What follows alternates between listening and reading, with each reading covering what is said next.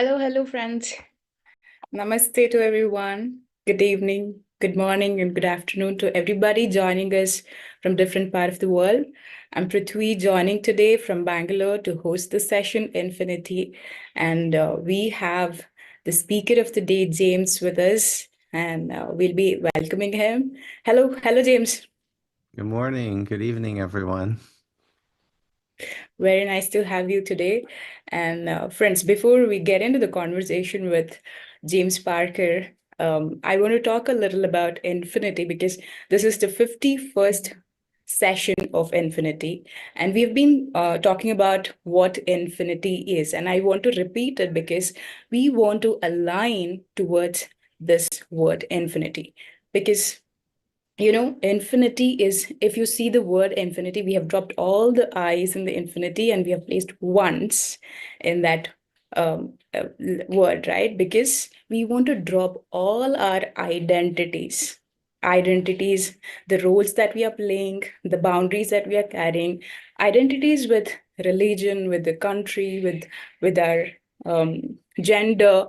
So everything, even the belief systems that we carry is our identity. So this 1.5 hours, we just want to drop all kinds of identities that we are carrying and drop to our being, which will take us to that oneness. So we want to feel that oneness in this 1.5 hours with all the participants and the speakers. They join in the session. So to be in this space, which is very safe and non-judgmental, where we can be ourselves, dropping all our identities and feel that oneness. So this is the reason why we have named Infinity as with ones. So thank you so much for joining with us. And My today pleasure. Hmm. we have James Parker joining us from US, who is a professor and a spiritual entrepreneur. So we are glad to have you, James, in Infinity. Welcome to the session. Thank you so much. Happy to be here. James, before we get into the conversation, I would request you to take us through a 30-minute meditation. After that, we will have a conversation with you. Okay, yeah, this is great. Thanks so much. I appreciate this invitation. Okay, well, let's begin by meditating. I think this is a great idea. Um, Everyone, go into your normal meditation posture. Um, Become comfortable. And ideally, you will sit, of course, with your legs crossed. Um, I would recommend also to put your hands together and sit straight with your back straight if possible. And once you have become comfortable, now we'll close the eyes and just be where you are, just be with yourself.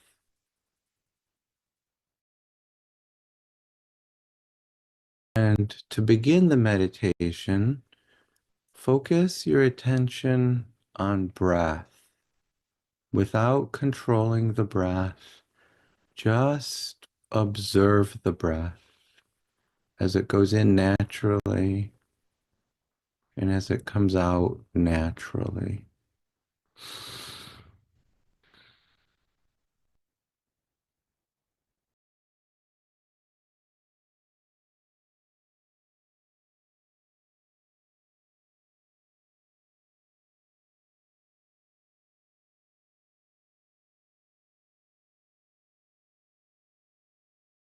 Find yourself in this present moment, in this place of now.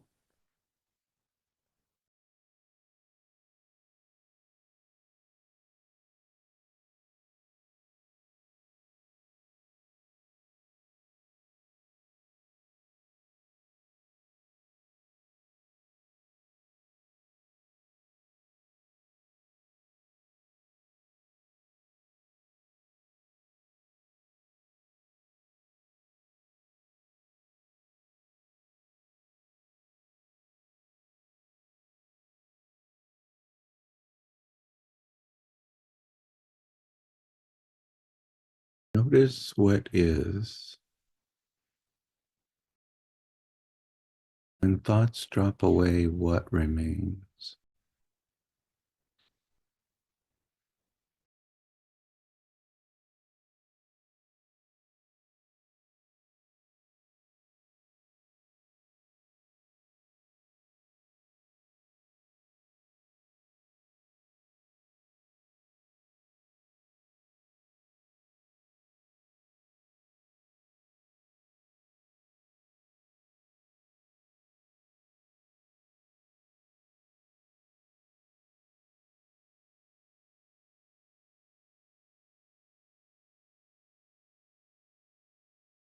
Let's move our attention into the heart chakra region. Feel what is there.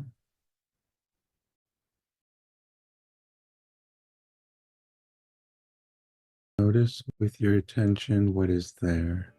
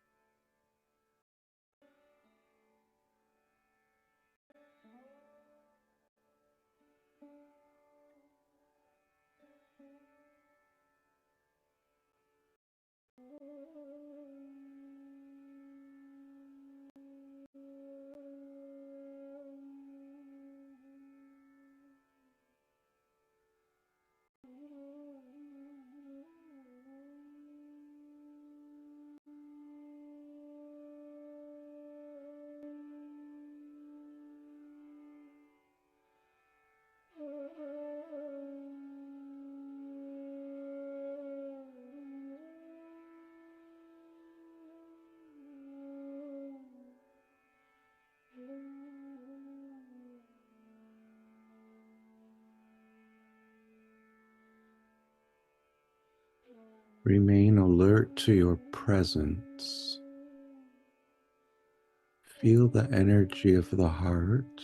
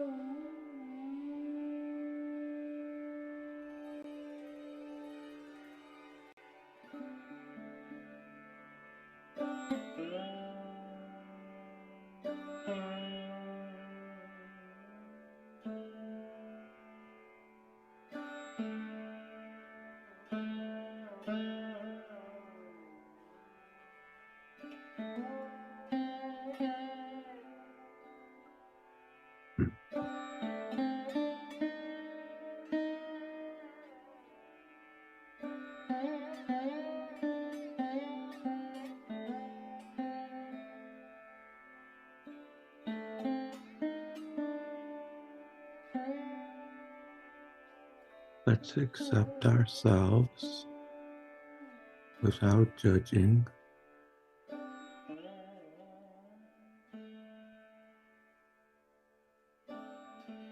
We can accept by forgiving. Forgive ourselves and others everything that's ever happened.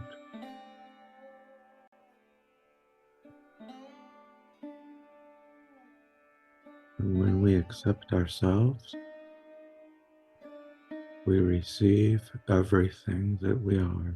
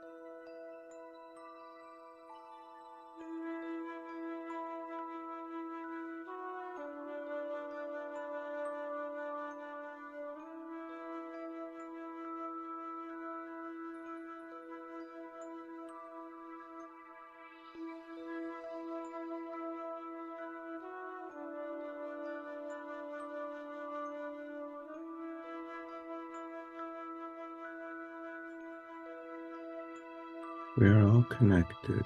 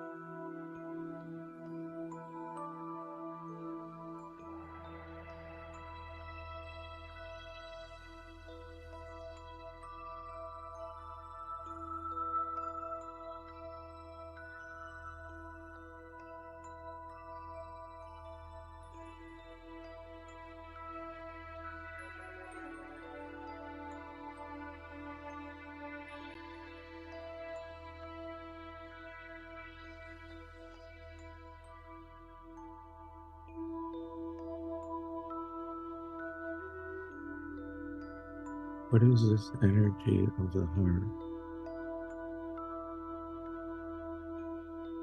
You love yourself.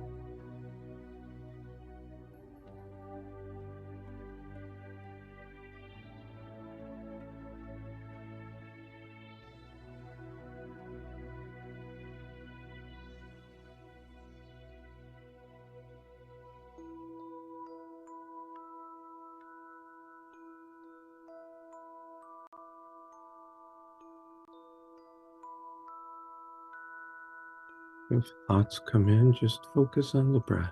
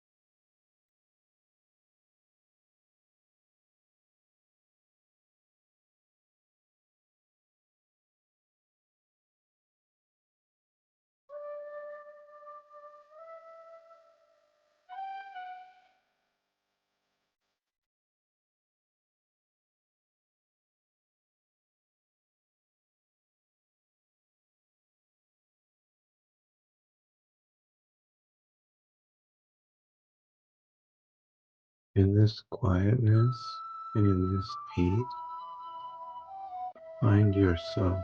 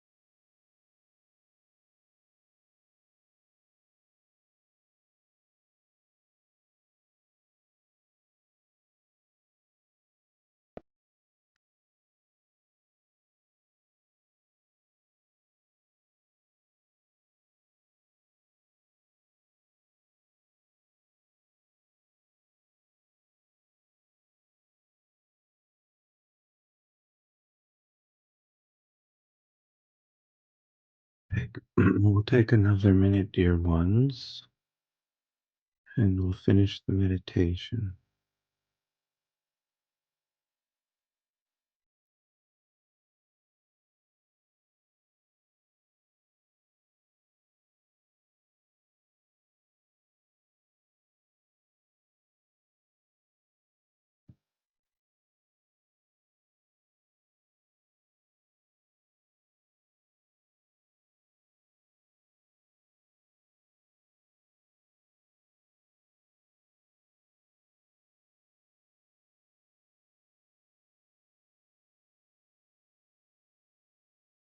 As we finish the meditation, let's remember the heart, the energy of the heart is associated with love.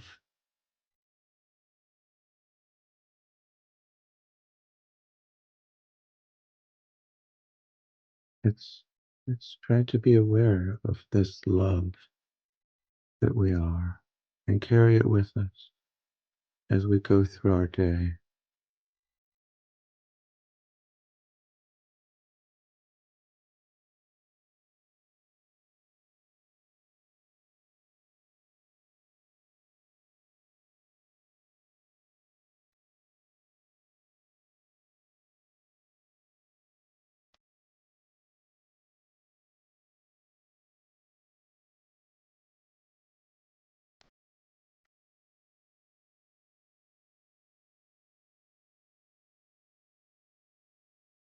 Okay, dear friends, if you are ready to come back out of meditation, you can take your hands and rub your palms together. You may place your palms over the eyes for a few seconds, and you may open your eyes. And when you are ready, you take the palms away and look into them. Okay, thank you so much. I Thank you. hope everyone is doing well. I like to think that we're all connected, and so I visualized a little bit that we're all sitting in a circle and that we were all holding hands while we were meditating. That's what I was visualizing when I had a visualization. So, Yeah, it was really wonderful, James. It was a heartful meditation. You grounded us really, and that group meditation, the visualization that you had, I think it's so energizing. Thank you so much. I hope all the participants are back from meditation and they enjoyed this meditation. Thank yeah, you. you're welcome. I feel very connected to everyone. The meditation with everyone, I always have a very nice feeling of connection, even though we're on a computer and we're physically far away. I still feel like we have a strong connection when we meditate together. Very true. I feel the same. And James, now let's move on to the next part of the program, which is having a conversation with you and knowing a lot more about you. So to start off with, I'm meeting you for the first time, and I would like to know even a lot of participants know you as a new face, and all of us wish to know a background about you. Where are you from?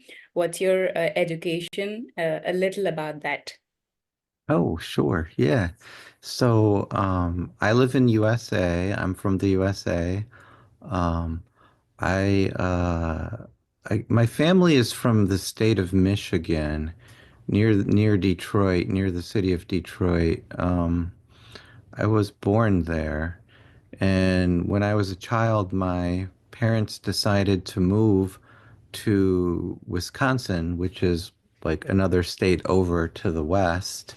And so we moved to a rural area in Wisconsin, and they did it mostly for religious reasons. They were following a particular group, and so we moved there, and it was very nice.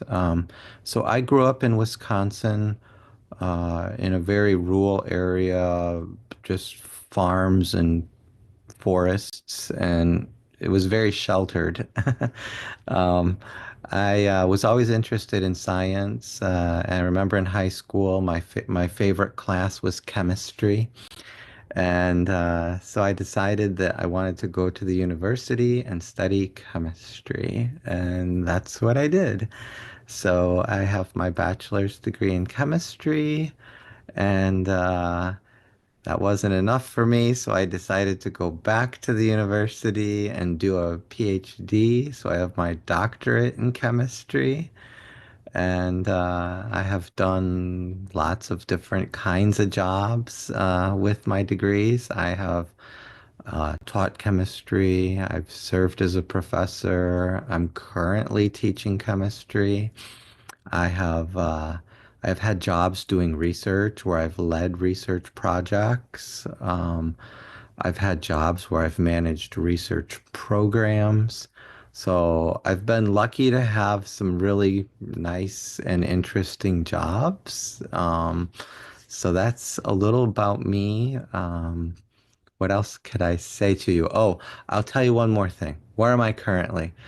So I live now in North Carolina, which is a state in the eastern United States. I live near a city called Raleigh. I live near another city called Durham. I have a part-time job teaching chemistry at the Durham Technical College.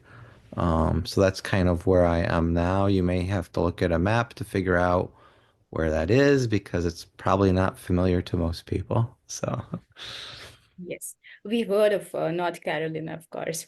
And thank you so much for giving that short introduction about yourself. And James, you have a solid background in science, which is chemistry. So yes, so you will be a little logical, analytical based, right? So correct.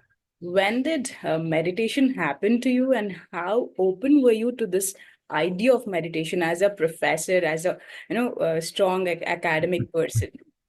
Yeah, that's a great question. So, back when I was very strongly grounded in science and I thought that was the only way that a person could think, I would have said, what's meditation and why do it? That seems kind of useless. That would have been my attitude. Um, but so people kind of have to grow up and they have to have different experiences in order to understand that there's a whole lot more to the world than just the logical thinking that goes on behind the scientific method. And when we're trained in science, it's very rigorous training. It's very rigorous training in how to think. And I think as a scientist, for me, I had big challenges in front of me in order to become more open. And um, this is it's not an easy thing for a scientist just to say, I'm going to meditate and become more open because scientists don't think like that. The logical brain doesn't work that way. And so something needs to happen to get you to do this, you know? Like anyone else, going through life, you have some experiences and some of them aren't so good. And so then you're thinking, well, there must be a better way, there must be a different way. Maybe I'm doing something wrong. And that can help to open you up to things like meditation that you hadn't considered before. So I think scientists have a special challenge among many people in the world. It probably would be easier, even if you were a medical doctor, to get on the path of meditation than a scientist. Because, scientists trapped in the intellectual mind. That's my view of a scientist. And when you're trapped in the intellectual mind, it's very hard to get out of there. Very true. I'm not sure what else can I tell you. When did meditation happen to you? Yeah, okay, so I went through very tough times in my life. I can say a few things about it. I went through a divorce. It was not fun at all. I didn't want to have to do a divorce. I figured we would try everything possible to work out our problems, and I resisted the idea of divorce for a long time. Didn't believe in divorce. I thought, oh, yeah, anyone who gets divorced is a failure. But nevertheless, it happened. And so I got divorced. It was not pleasant. I don't recommend anyone do it, but hey, things happen sometimes in life, and it is what it is. But these kinds of things, having big problems in life, whether it's relationship or money or, there's lots of things that could be considered a big problem. That's a point where people stop and say, there must be a better way. There must be something here that has more meaning, and I need to find what it is. And so that's what happened to me. I was very interested to find something better because I thought, well, going through life like this is it's meaningless. Just living from the intellectual mind where we're trained to judge everything. And when we judge, the problem is we're almost always making a mistake because we don't have enough information to make a really true, sound judgment.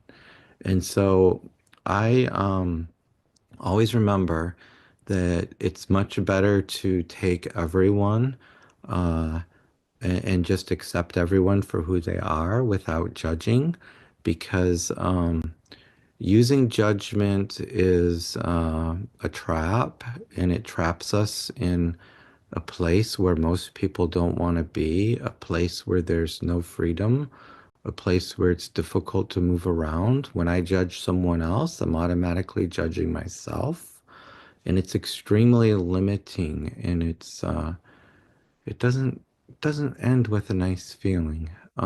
So I've put down judgment. It's one of the things I've learned to do is put down judgment. It's just not going to get you anywhere. So I've stopped judging people, even in situations where, somebody is acting very difficult. I still just acknowledge it and say, okay, this is where this person is. This is where this person needs to be. I cannot interfere with it. I'll just accept that and I'll try to move on as best as I can. Um, so, so, so, how did I come to meditation? This is a really good question. It's kind of a complicated story, but without giving too many details. Um, what, before I found meditation, I thought that to be successful in life, a person should really just uh, try to have a big bank account and try to save up money and do it through creative means like and go invest your money and find some investment advisor who's really in the know. And so I did, I found a guy who was living in my town. His name was Van Tharp. He was very famous a long time ago, especially in the 1980s. So this was long ago. I would have been a teenager in the 1980s. But he made a lot of money in the stock market, and he was advising people on the psychology of investing. And he had a little program in town here. And I found one of his books just, I'm going to call it by accident, just a book that he wrote. I found it by accident. And I thought, wow, this is a great book. It's Psychology of Investing. But he put other things in there besides investing. He talked about his background in becoming more aware, more spiritually aware. He kind of just put it in there a little bit here, a little bit there. He talked about the oneness awareness blessing that he received from a guru. And he talked about some books that he read that made a big impact on him. He talked about The Power of Now by Eckhart Tolle. He mentioned how A Course in Miracles was very, very um, impactful on his life. And because I respected him as this great investment advisor, I thought to myself, well, I'm going to get these books and I'm going to read them. And these books changed my life completely. These two books, The Power of Now by Eckhart Tolle and A Course in Miracles, are extremely, extremely powerful books. They will open a portal for anyone who takes them, and they will take you to a new level of consciousness if you read either or both of these books. And so that's what happened to me. The books were profoundly impactful on me. And I also went to him and I said, can I have the oneness awareness blessing? Because he was ordained, he had formal permission to give this blessing by a group in India, and I can't say who they are now anymore. I don't remember. I can't say where they are, but I think if you look for it on the internet, you can find it. But I received the blessing, and when I received the blessing, I felt something like, I'm sitting there with my eyes closed, and I'm receiving the blessing, and I think I think the person giving me the blessing had their hand above my head or on my head, and I just felt some energy. Like it's hard to describe, but I felt this surge of energy. And I felt very peaceful and I felt very calm. And after that, I think when I look back on it, I would say that was a very pivotal moment for me. That was a moment where suddenly my path changed from being very intellectual and worldly to now having a chance to better understand life from a spiritual perspective, from a greater perspective, from a perspective of what we're calling infinity, okay? Understanding life from that perspective. Now, I'm still on my path, but things have changed, and that now there's an opening. There's an opening for this where before that door was closed and I was trapped in this little space of intellectual mind with little problems. Now a door is open. And so the more I read books, the more I discovered people who are working in this area, people who are bringing light to the world. And it's very important. I was reading a book. I think I was reading some things by Ramana Maharshi and some of his followers, and they wrote about their stories. And one of the things that stuck with me was you need to find a guru. This is what they said. They said, if you're on the path, um, you'll make best progress on this path if you find a guru. It's very important to find a guru if you can. Now, in today's age, I would say it's more difficult. And living in the USA and not India, I would say it's even more difficult. And so, how do you find a guru who is genuine and who's real?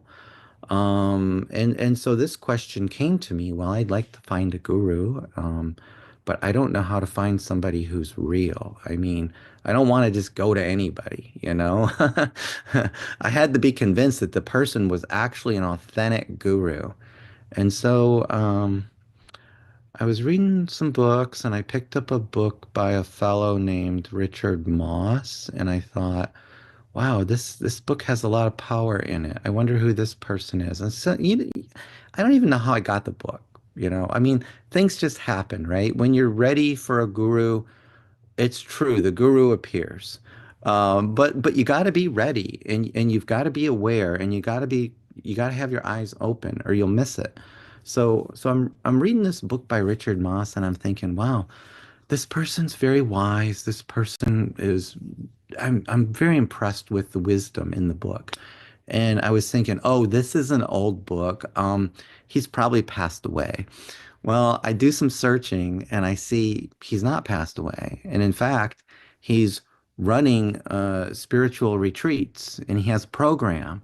And so I got very excited about it and I contacted him and I told him I was interested to take his retreat.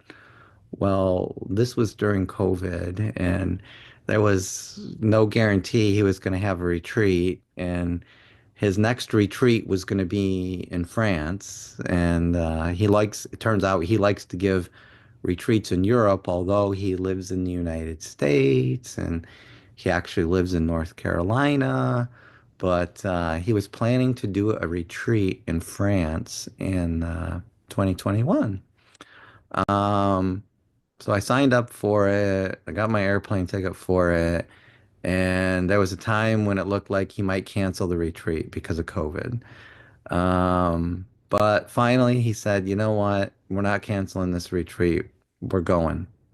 Meet me in France. So I went to France. It was an 8-day retreat.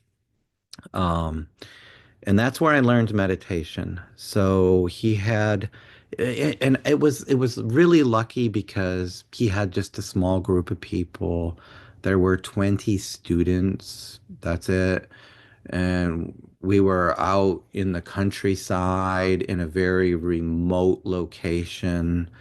Um, it was a beautiful surroundings, and he had a lot of help. There were volunteers. He had 8 people to support him in this retreat. Um, and I was so happy I went. I learned meditation. So we did group meditation. Um, and he actually said, well, if it wasn't for COVID, well, he had us sit in a circle, and do a group meditation. And he said, well, I normally ask everyone to hold hands during meditation when we sit in our circle. But he said, I know it's COVID and we got to be a little more careful. So I'm not going to recommend you hold hands. But it was still great. And we sat in a circle and we did meditation. And so that's how I learned meditation. But the retreat was much more than meditation. It was lots of things uh, lots of instructions that the master uh, had the aspirants do, and I was open to everything, and I did not resist anything. He had us do things that I would never have done for anyone. And I think these activities break down the ego. He had us sing in front of a group for an hour as an example. I don't sing. I don't believe I'm a good singer, and so it was difficult for me. But I knew I had to obey his instructions in order to make progress, and I did everything he said. And by the end of the retreat, some amazing shifts had happened for me. So that's how I learned meditation from Richard Moss. And I got connected to the Pyramid Society spiritual movement through the Sai Baba of Shirdi temple in this town where I live. I wanted to meet people. I came back to North Carolina and I thought, well, the meditation is great. I know I can meditate on my own and it's great, but I want to meet other people who meditate.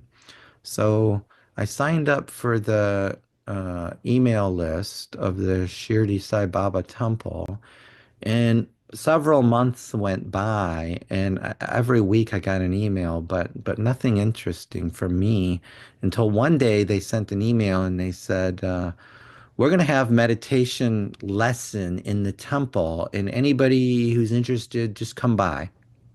So I thought, oh, this sounds great. I'm going to go to the temple and see who's there. And, I wasn't going there to learn meditation. I was going there to meet people who were meditating. And So I met some meditators who live in my town who were in PSSM, and they invited me to join the group, and so I did, and now I do regular group meditations with them, and that's how I got into it. So lots there. Wonderful journey from, having a difficulty in the personal life, you start seeing and believing in a higher energy and getting into the meditation. It was really wonderful knowing about how you got into meditation, James. We also And have. having the guru for me turned out to be very important. I made some progress on my own with the books, and the books were very impactful, but having the guru was the next step. And I think it would have been very difficult. Who knows if I could have made the next step without a guru. So I think this advice that the masters have about finding a guru is absolutely the right advice.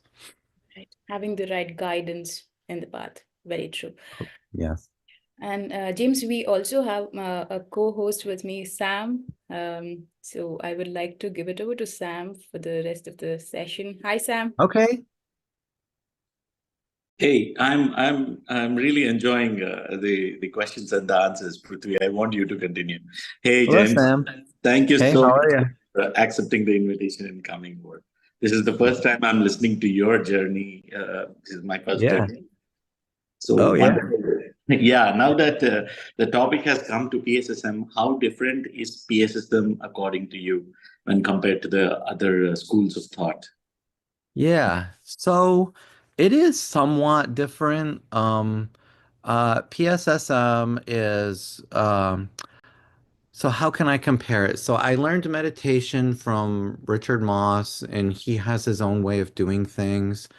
And he likes to say things like remain in your body and be connected through your body.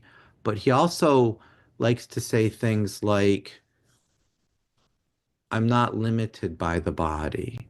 What I am doesn't necessarily end where this surface starts, you know? And so he has an expansive picture of beingness. Um, so that's kind of how I first learned meditation. And with PSSM, it's more about focusing on your breath and um, letting the thoughts drop away by keeping a focus on the breath. And I like that. It's a different style. It could be somewhat guided, but a lot of it's not guided. When we sit in group meditation, I actually kind of like the fact that it's mostly not guided, except for at the beginning, where there's a reminder to focus on the breath. And I think focusing on the breath is really critical because it keeps our awareness in the present moment. You know, the breath is always in the present moment. And it's critical to remain in the present moment because, you know, time really is an illusion. And it's one of these illusions that can keep you disrupted, and it can keep you scattered, and it can keep you from seeing reality as it really is. If you get lost in your thoughts of past and future, and you're kind of going from past to future in your mind all the time, and you're missing the present moment. This is one of the reasons why people tend to say that they're having trouble and that they're not finding what they're searching for is because of this illusion of time. And I think focusing on the breath and meditation is a really, really good way to help to break that illusion because it keeps you in the present moment. Um, which is really the point of power, the present moment. If we want to do anything, it always springs from the present moment. It's not in the future, you know. What's in the past may have been important when it occurred, but now it's in the past. And now when we remember it, you know, no one's memory is perfect, and so you're not recreating it perfectly. And so it starts to enter the realm of illusion. The past does. So if we remember to be grounded in the present moment, I think that's what's great about the PSSM technique of meditation. It keeps us very strongly in the present moment. And James Patriji, the founder of PSSM, he said, breath is your guru. So he said, no guru, no disciple concept. Breath is your guru. And he also said that as and when you evolve, you keep attracting different gurus at different levels of your evolution, and you also become a guru to someone depending on their evolution. So, guru is someone who will be naturally attracted to you, and you will be attracted to him. Uh, so you don't have to confine a guru to a particular person, is what Patriji says. What do you feel about that? Oh, yeah, I very much agree. So I very much agree that the guru is not the person and it's not the personality. It's the energy, it's the wisdom, it's the intelligence, it's the beingness, it's the love that's behind that person that's guiding you along the path. Um, my first guru, Richard, he wouldn't want to be called a guru. I mean, we could call him a guru and he would be fine with it, but I've heard him say things like, "Oh, I'm not a guru, I'm just I just help people." Well, okay, but a guru helps people. So it's all a matter of which word do you prefer? Um, but you're right. The real guru is impersonal, and I do like the idea that your breath is your guru. This is very true because you know, when we focus our attention on the breath, it leads us into the present moment where, and the present moment is the only place you're going to find yourself. You're not going to find yourself anywhere else. And so, I did learn very much on this path that what we're seeking is our own self. And it's very difficult to see your own self when your mind is scattered, when your mind is in the past and you're thinking about problems, when you're thinking about worldly problems, how am I going to solve these worldly problems? And your mind is in the past and in the future. You can't actually see yourself. You're still there, but your awareness of it is just scattered. And focusing on the breath in meditation is a great way to concentrate the awareness, and it's a great way to open a door to finding what it is that we're seeking. So, yeah, I love the idea that the breath is the guru. Thank you. And tell about your practice. Do you practice regularly, on a daily basis, or how does it go? Yeah, I do. So, I do practice daily. My practice is varied. Um, I have some things that I do that I try to do every day and other things that are more varied. So one of the things that I think I learned, and it's some wisdom, is um, there's like two levels, and there's this kind of an idea of having your one foot in the world and one foot in the spiritual path. And you've got 2 feet, and it turns out that one of them has to step into the world, and the other one should, if you're on the path, step into the spiritual path. And so I feel like I always have an awareness of the self, and the self is God. But what is God? God is love. Um, so this is one of the sayings that really helped me to better understand is God is love. If anyone tries to say who is God, what is God, I think this saying, God is love, is really an idea that can shift a person a little farther onto the path than they have been. Um, God is love is is an idea that's connected to bhakti yoga, and it's the devotional aspect of the path. Um, when we realize this, it moves us. And so this is part of my daily experience, is just being in this state of love, of flow. So it's a flow. And it's like an energy is just flowing through me all the time. And I do best if I can have that in my awareness while my attention is focused on something in the world. So this is like part of my practice, okay? Um, can I be focused on the world? Can I do my job? And at the same time, can I still be aware of this love that I am? And if I can, then everything flows very smoothly and effortlessly. And it's almost like I don't even have to try to do what I'm doing. It just naturally all just comes together without any effort. You hear people say things like, oh, well, if you want to make progress in whatever you're doing, it takes hard work. Well, it doesn't take hard work if you remember this energy of love that you are. Everything is just effortless. It just gets done. And the result is just great? So this is part of my practice. I do meditate every day, whether it's just a few minutes or maybe an hour sometimes. The time that I meditate varies a lot. It just depends on the day and what I'm doing.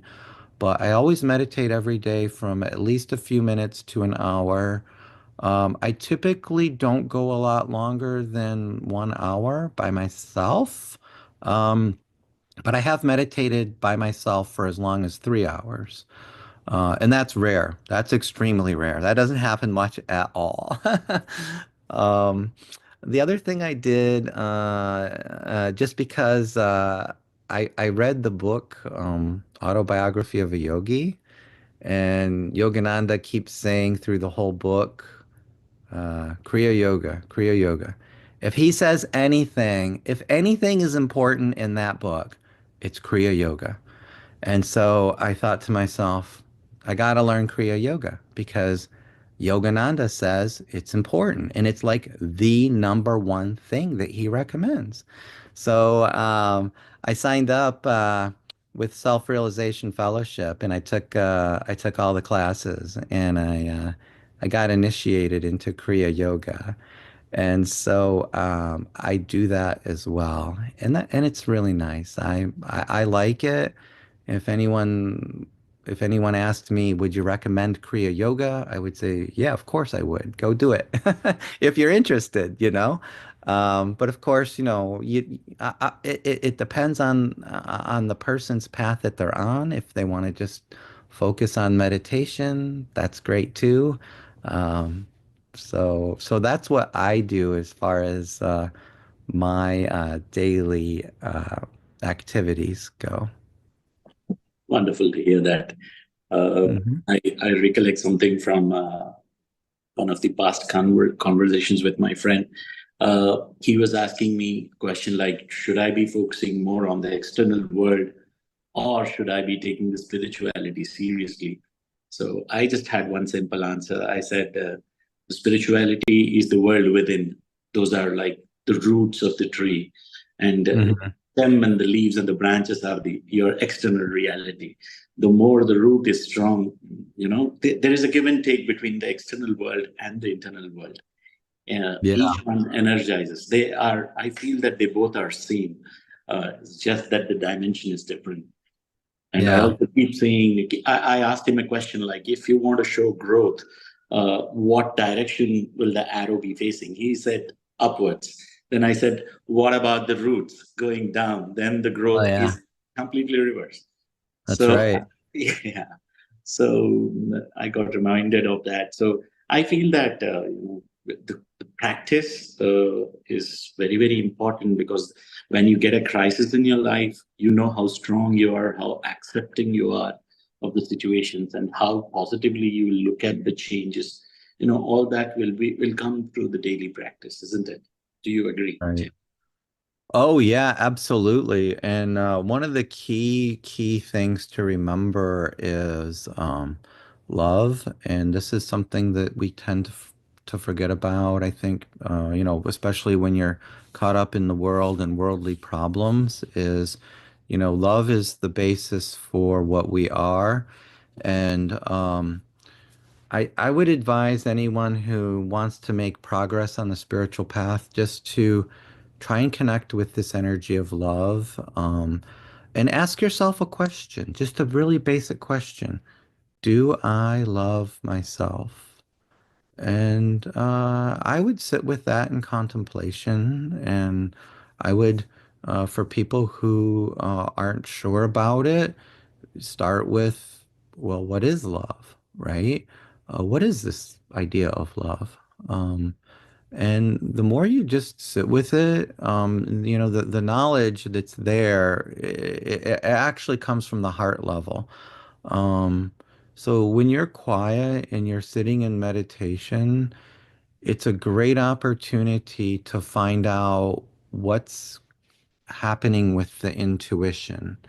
The intuition is this wisdom that we have that the intellect isn't aware of, okay? But it's a wisdom that flows through the heart, and we can connect with it more and more when we're quiet and meditating. And so when meditating, another technique that you can use is to ask a very simple, basic question. It's contemplation, really. You can ask questions like, what am I? You can ask questions like, do I love myself? And, I think part of the problem that people have is they don't really understand. They don't truly love themselves because of how they were trained. And it's not their fault, right? It's not their fault. They just were trained this way. They were trained uh, by programming, right? It's everything we learn. Eventually, it's instructions go in, and if you accept these instructions, it can become programming. You just do things without thinking about it. And some of this programming can be self-destructive. If we've got to be careful with the programming. Um, and so I would encourage people to just sit and find out, do I love myself? Um, and keep asking the question and find out the answer. This will lead you to a place where things can open for you. And realize that love is not being selfish. It's being self-full, okay? Which is completely different than selfish. It is serving, it's serving everyone, but it's also making room for you as well. You're among those who you're serving, and you're not ahead of them, but you're not behind them. You're in the same place, and you want to remember, who am I? What am I?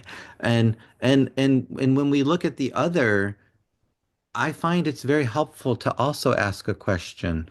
Um, can I see this person as they truly are? Because the mind automatically, when I see somebody, the mind automatically, it just wants to put a judgment on that person. I see a man, I see a woman, I see white, I see black, I see rich, I see poor. And there's just like automatically, as soon as you see somebody, there's a judgment. Well, it also helps to remember to put this judgment down when we can ask, Can I see this person as they truly are and not as an object that my mind would have them be? And I think when you're meditating, if you can ask yourself these questions, especially in difficult situations with other people, if you're having a problem with another person, sit there and ask yourself, can I see this person as they truly are and not as an object that my mind would have? This can take you a long way to opening up to the reality of oneness, that we're all connected, and that the true reality is oneness, and you'll get there through the heart level and through the feeling states that come through. You will know this oneness not through your mind, but through your beingness, because you'll feel the connection to everyone else. And you'll understand that while there is another, this other isn't separate from your own self. And that's a realization that can occur uh, while you're meditating and asking contemplative questions, simple questions like, who am I? And who is this other person? So, Wow, wonderful, wonderful points. Thank you so much for those tips that you have given. These questions, asking ourselves, yeah. And I also remember from Torquem Saradarian that when you are getting into intense observation or into meditation, you should simultaneously practice the acceptance. Sometimes yeah. you are so programmed about your own self, you carry an image about yourself, and that image shatters and you can't take it. So Yes. forget about judging others. I mean, we will judge our own selves and we can't accept ourselves. So the tips that you have given, yeah. And Mm-hmm. wonderful, Yeah. James. So, While you are oh yeah, go speaking, ahead. I'm planning my question, but by the time you finish, I'm so drawn into the present moment that I'm forgetting my question. That's great. That's that's perfect. that's the whole point. Yeah. Yeah. Yeah. Sorry, I interrupted you. You were saying something. No, it's fine. You mentioned about acceptance and non-judging, and this is so critical, and this is part of the programming that we have that's so difficult to overcome. Um, because we take it for second nature. We just do it. We're automatically in this judgment mode. And if you're gonna see reality as it truly is, it's important to put down judgment. It's important to ask questions like, can I see, can I see this, whatever it is, this situation? Can I see this person as they truly are? And ask your own self. Ask your own self for help, because all the help will come through the heart level. It will all come through intuition. The wisdom is there. It's not in your brain where the programming is. It's in the heart level. And so if you ask for help, like, can I see can I see the truth behind things? I want to see the truth behind things. And you ask for help from yourself, it will come to you and you will see it. Um, so, one of the things that really helped me with putting down judgment and being more accepting truly was this book called A Course in Miracles. Um, this book was very, very profound in helping me to break the usual patterns of programming that exist on the intellectual level, the worldly programming that we receive that teaches us to judge everything and everyone. This book, A Course in Miracles, turns that idea completely on its head, and it says that we must forgive everyone for everything. No matter what they did, we must forgive them. And also, we must forgive our own self for everything. If we judged ourselves harshly or even not harshly, we have to put down this judgment and we have to accept who we are. And in order to accept who we are, there's the idea of forgiveness. So it starts by forgiving. We forgive ourselves for all of the mistakes we made, for all of the errors we committed. We may have been disappointed in life because we'll say, gosh, I shouldn't have done that. That was really stupid. I lost a lot of money in the stock market because I made a dumb decision. And it's like, okay, it happened. Now you have to stop judging yourself and forgive yourself and realize, okay, I made a mistake. I understand I made a mistake, but now I'm going to forgive myself. I'm going to tell myself it's okay. I still accept myself for who I am. I still love myself. And I'm going to do better in the future. I'm not going to go down this path of, you know, the bright, glimmering object of investing my money and then losing it all, which is very painful. Um, I'm just not going to do that. I'm just going to, I'm just going to live in the present moment and I'm going to forgive myself for making these mistakes. And I'm going to move on from that. And, forgiveness is really the key. Forgiving yourself and forgiving everyone for everything is really the key that opens a door. And it opens a door on the spiritual path that you'll go through. And it's really amazing.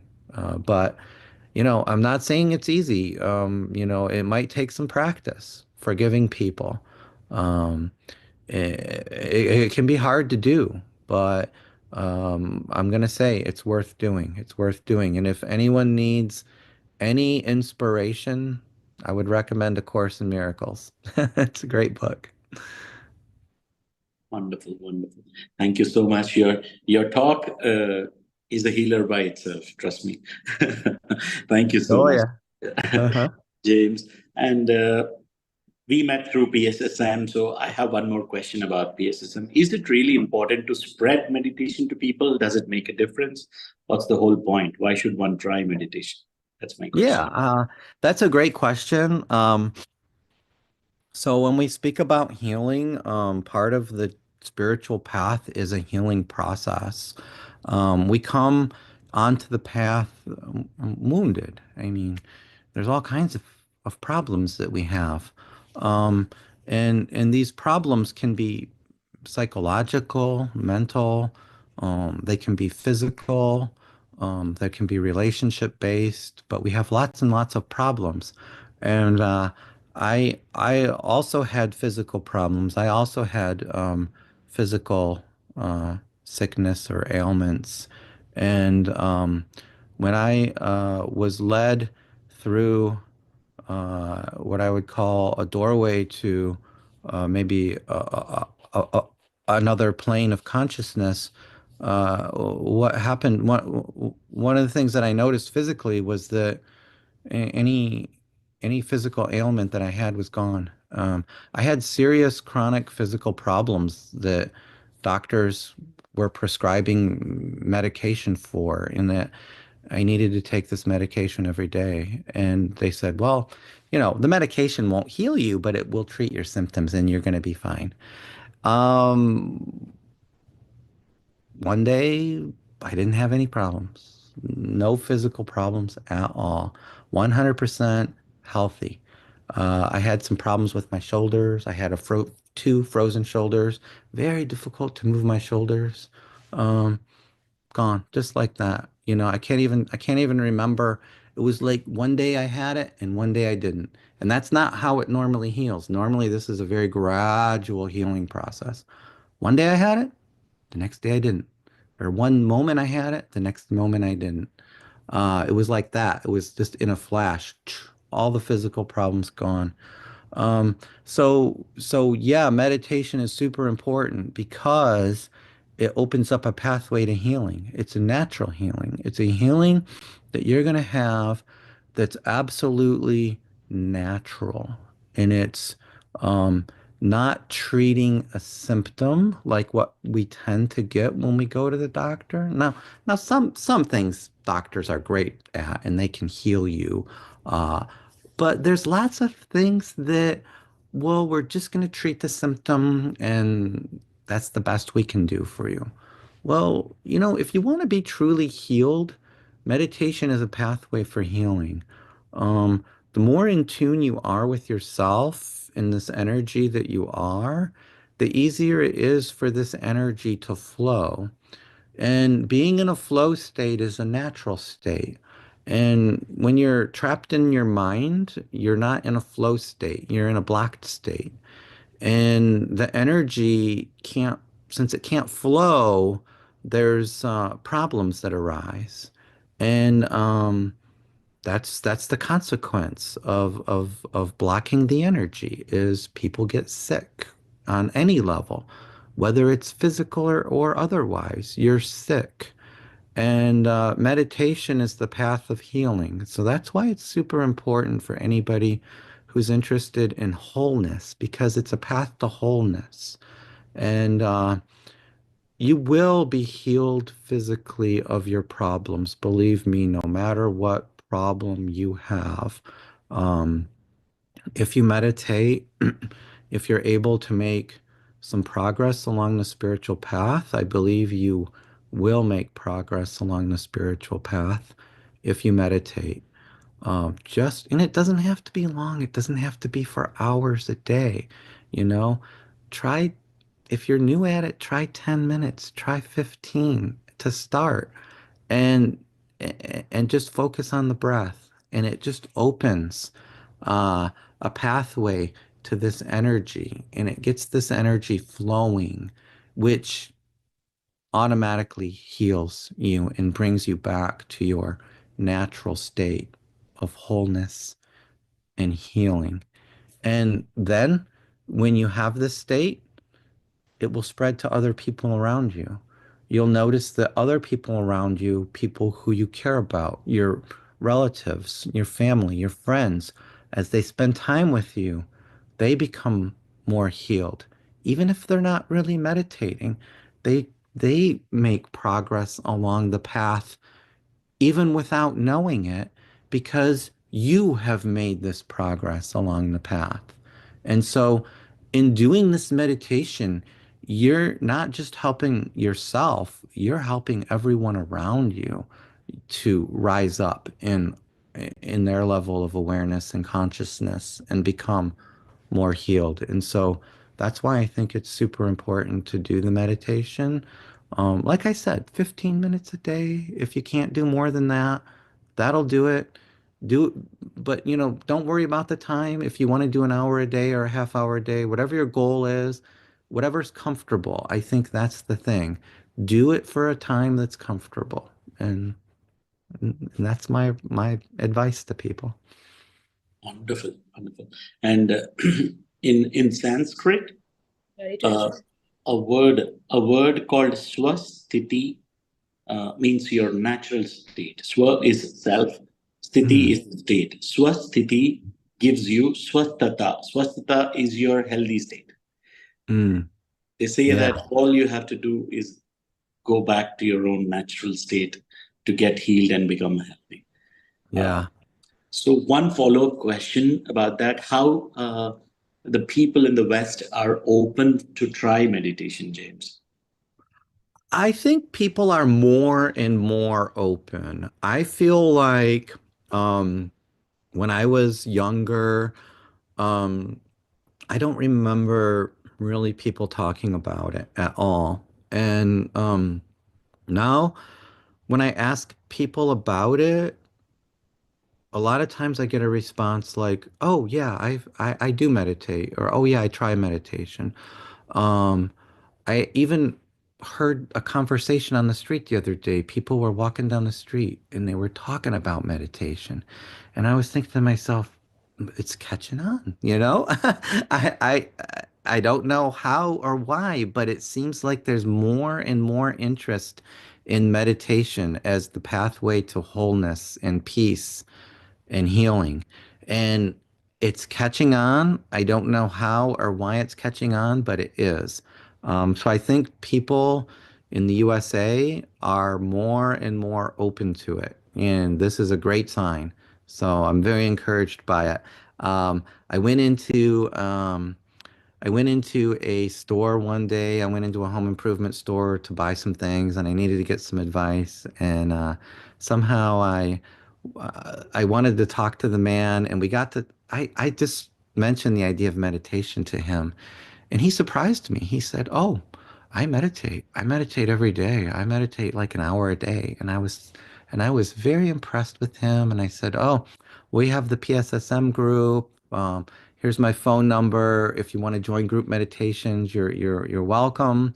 And he told me, he said, "I always meditate by myself. I've never meditated with anyone." So I encouraged him to contact us.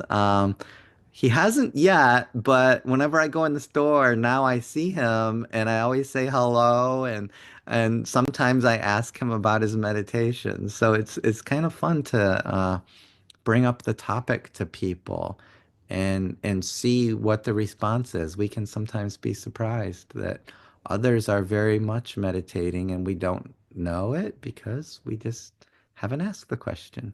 So, I totally agree with you. At least 3 to 4 Uber drivers, after they dropped me, they logged off the Uber and they tried meditation for 10 yeah. minutes. I was amazed. One was from Raleigh Oh, in my okay. last Oh, trip. very good.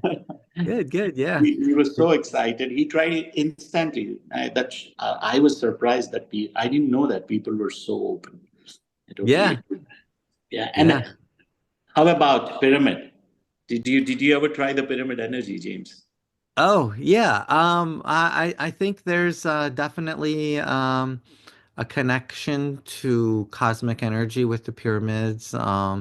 So when I go to our friend's house, Marjorie and Ravi, usually they host. They have a copper pyramid, and we sit under it, and it's nice.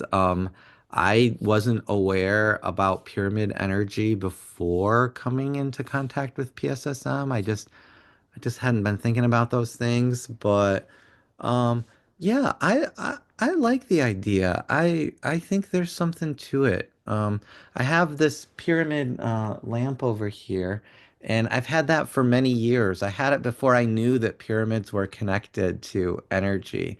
And so they're calming, the pyramids are calming. It's just a nice, peaceful structure. So I think they can facilitate the energy flow that happens during meditation. Mhm. Did you visit any of the mega pyramids in India ever? Did you visit India ever? No. No, not No, yet. not yet. Oh, It's on my wish list. I definitely want to come to India and visit. There are lots of places in India on my wish list, and so I'm hoping to get an opportunity in the near future, and by that I still don't know. Near means what? I'm not sure. If I'm lucky, maybe in 2025 I can visit India, but we'll see how things go. Uh, yeah, one day I'll get there for sure. One day. Yeah. yeah. Once in your next trip, whenever you're coming here, you're going to meditate in the mega pyramid.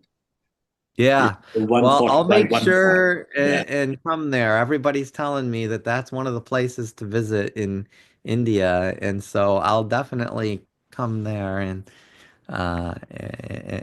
come to the mega pyramid for sure. And ideally, I'd like to take 4 weeks and just tour around the country and see some of the varied places in India from north to south. I know it's a really big country, so 4 weeks might get me an introduction to India, and then I'd have to come back again for some more visits. One of my friends from Indiana, David Baxter, He visited India in 2018 for a marriage, and I happened to take him to the mega pyramid here. That's the first time he tried meditation, and he meditated for 45 to 50 minutes.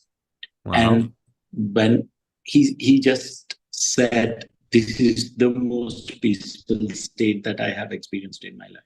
And Great. he came out of the pyramid, and the first thing he talked about was, "Sam, can you come and teach my staff? I have 200 people working under me. I want them to learn meditation, this meditation from you. And you won't trust me. All my visits to US are because he sponsored me. He was the one who Right. sponsored. Just one sitting of meditation in a mega pyramid has sponsored me. That's how I Wow. got my US visa." Wow. Yeah, that's a great way to do it. Yeah. Well, maybe I'll have an opportunity like that. Yeah, yeah. And, when I had this question, like, why I got this visa, I used to ask, why do I need to go to US? There are so many people who are spreading meditation. I had an answer when the Omega Pyramid was launched in Dallas. The project okay. was launched. That's when I understood that, okay, this is why. A pyramid, a meditation session by David in a pyramid linked me to the US Pyramid project. So, Yeah, you were there in Dallas last year. that's And right. yeah, so a mega pyramid is coming up. You must have heard about it. Did Yeah, you? I've heard about it. Sure. Uh-huh. Yeah, Yeah, we that's have great. Sharma sir from Dallas. He knows you. Yeah. Sharma sir. He's Uh-huh. right now in the Mega Pyramid campus in Hyderabad, Ah, celebrating the annual event there. So let's see if he okay. can unmute and talk from there. Can you please unmute Sharma sir? Yeah, we are asking him to unmute. He must be busy there. Yes. All right. So he is expecting a lot of guidance from you. We were talking about you, James, last week. Oh, We were okay. traveling from Hyderabad Mega Pyramid to Bangalore Mega Pyramid. That was the game between the pyramids we were talking, and we were, we all, Indians, when we try to promote meditation or spread meditation in US, it'll be seen in a different way. But Yeah. when locals try to spread meditation or introduce meditation, it is taken completely in a different way altogether. Do you agree that? Yeah. I think so. I mean, I think people do have sort of a bias. Yeah. Yeah, I think Sharma Oh, sir is here, I guess. is Sharma there? Yes, sir. Hello, sir. Hello, Sam. Hello. So, yeah, I am in Hyderabad, near Kartal Mega Pyramid. So, this annual Mega Meditation Summit is happening here from December 21st to December 31st. So, 11. Oh, wow. That's exciting. A lot of people there, I'll bet, huh? So, a lot of people, daily more than 10,000 people come here for meditation and all the wisdom sessions. So, Wow. Today I got an opportunity to talk about the Omega Pyramid that is coming up in Dallas. So Great. That's wonderful. Yeah, it's good to let them know. I'm sure with about 10,000 people there to meditate, there's a nice energy that you're sensitive to. That's nice. yeah, it is. Yeah, it is actually. Yeah, right now meditation is going on there in the yeah, huge campus. So many. Overall, there are more than 20,000 people right now here in the campus. So 10,000 people are sitting in the meditation right now here. Wow. So, It's an amazing energy. I'd love to come. I think it would be wonderful to have that many people meditating together. So we should make this happen in right in US. So Good idea. Good idea. So, Absolutely. let's build Omega Pyramid in Dallas. Okay. And let's start this type of gatherings there from Dallas. So yeah, I request you to play a huge role in this. Okay. I'll do whatever's needed, whatever I can do, I'll do. I'll be happy to support, Sure. Yeah, and Dallas is a great place to set it up because there's a big population center there. So, I could see someday if we had a big enough pyramid, we should be able to attract, 10,000 people to come and meditate. Dallas is a very big area, so much bigger than Raleigh. So it's a good place to Yeah, do it. yes, Okay. Ram. So if we decide we can, if we think we can make it, so we can make it. So I request you to be part of this Omega Pyramid project, Robert. Okay, I'm willing to do whatever I can do, so I'm willing to support it however I can. So let's figure out how I can help. Great. Yeah. Yeah, Thank you so much. Thank you so much. Thank you, you're Sharma sir. welcome. Thanks so much. Yeah, how you can help is, to have a big campus in the pyramid, we need a large base of meditators who can utilize the pyramid, James. For that, meditation needs to go into people. That's where maybe, when we take these kind of sessions and when we teach people the importance of meditation in their daily life, the number of meditators will grow and, these kind of projects will take a shape soon. So that's where maybe we all can make a difference. James, Yeah. we are a team now. Yeah, that's right. You don't have choice for two things. One, you are a team. Two, you're coming to India next year. Okay, all right. I'm for that. I'm not Wonderful. resisting. That's for sure. Yeah, I'm done with my questions, Prithvi. Thank you so much. I'll hand it over to you. Thank you, James. Thank you. Thank you. Thank you so much. It was lovely, listening to the conversation. And James, I know your energies are amazing and it's grounding. And the way you were explaining that oneness, you Mhm. said we cannot understand that with intellectual mind. We need to be in that with the heart, with the feelings. And Yes. your energies really took Yeah. us to that oneness feeling. Thank you so much. Yeah. And Mhm. as Sam and Sharma sir was talking about, I think meditation is no more a belief based. That is why US people are more open to it. A lot of scientific studies are coming up with meditation. So people have become very open. And when it comes through a professor like you, and people, the acceptance level will be very high. So I hope you meditate and spread the meditation all over the states. And thank you so much for being with us and sharing your story and grounding all of us into this present moment. It was lovely talking to you. My pleasure. Thanks for having me. I really enjoyed spending time with everyone and meditating with everyone. So thank you so much. Thank you. Thank you. So thanks to all the participants who were with us listening to James Parker. And it was lovely evening meditating and listening to an enlightening conversation. So thanks to the partners of this program, INFINITI, who are IFSS, Shambhala from India, Meditation Magic from USA, Beam from Germany, and Breath Universe from Australia. And I also thank our streaming partner, PMC English. And thanks to Sam and Sharma for initiating this program and coordinating. Thank you so much. And special thanks to Shibu and Reshmi and Joy. James, Okay. I we know miss Shibu in this. Shibu. I'm sure Shibu nominated me for this, and so he's a very close friend, and Rashmi as well. They live nearby, and once in a while I'll actually go over to their house and visit, and they're very lovely people. So, I am grateful for my connection to Shibu and Rashmi. Very wonderful people. Thanks to them, they connected you to us. Yeah, Thank you no so doubt much. about it.